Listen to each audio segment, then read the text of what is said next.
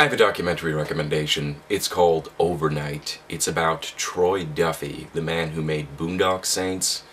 Now, the reason that this is interesting is twofold. One, because Troy Duffy has to be the most arrogant person I've ever seen, and two, because this movie gives some interesting insight into the way in which the movie industry is run.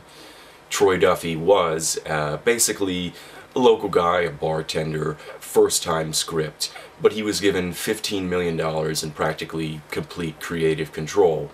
He was also allowed to have his band, which was at the time unsigned, record the soundtrack for the movie. So he's simultaneously trying to launch a film career and a music career with his bandmates and his brother and his whole entourage of people. Now, given that he is so monumentally arrogant and overconfident, he burns a couple of the wrong bridges, and this creates a domino effect in which door after door slams in his face. The reason that this is really interesting is that he maintains at least the facade of arrogance and complete self-confidence, even as more and more goes wrong for him. But you can tell he gets more and more cagey, more and more combative, and more, to be honest, delusional. He's basically saying, in one instance, and this is one of those things where I could give you away everything that happened and it would still be worth watching, because it's something you have to see for yourself. At any rate, at one point, he's dropped from a record label, and he believes that the executives who have, passed on his music and don't want to work with him anymore are scared of him. They're shaking in their boots because they all know that he's going to be huge and that they're all going to have to pay the price for turning him down when they did. This is what we call delusions of grandeur, and people like him are fascinating to see. Pretty much to me, in terms of how successful this movie was likely to be, was pretty much summed up early on in the movie, in that they said Boondock Saints was like Reservoir Dogs with a soul.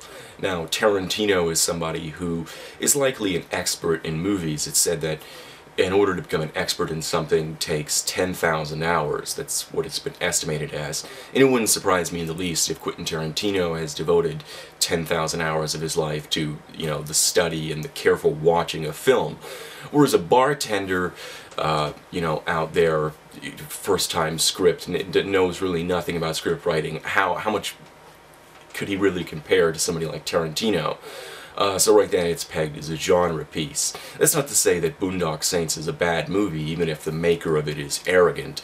It is a decent movie all around. But it could have perhaps been better had it not been controlled by a man who burned bridges and overall hurt the movie, because as he gets dropped from Miramax, suddenly he has to accept a budget of half as much. He's not getting callbacks from casting directors, or casting agencies rather, and his script's not getting read, all because of the way that he interacted with people. So this may not be as easy to find as We Live in Public, which was free at least for American audiences on Hulu.